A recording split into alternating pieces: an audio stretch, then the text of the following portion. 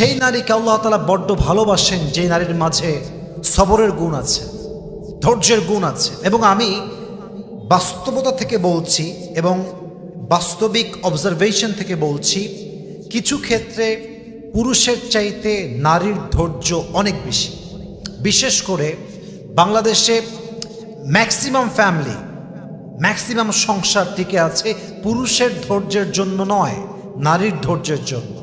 নারী যদি জাস্ট একবার ধৈর্য হারিয়ে ফেলে শাশুড়ির জন্য, শ্বশুরের জন্য, নিজের স্বামীর জন্য, জাস্ট একবার ধৈর্য হারিয়ে ফেলবে, জবান খুলে প্রতিবাদ করবে, সঙ্গে সঙ্গে সংসারটা ভেঙে চুরে তছনছ হয়ে যাবে।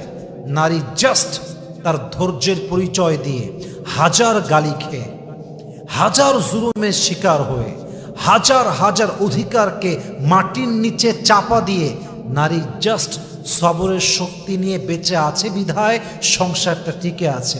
নারী যদি একবার ধৈর্য হারিয়ে দেয় সংসারটা ভেঙে চুরে চূর্ণ বিচূর্ণ হয়ে যাবে, ঠিক কিনা বলেন?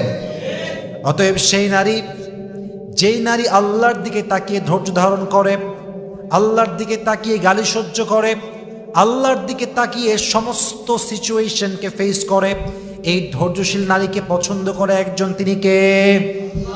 দেখেন।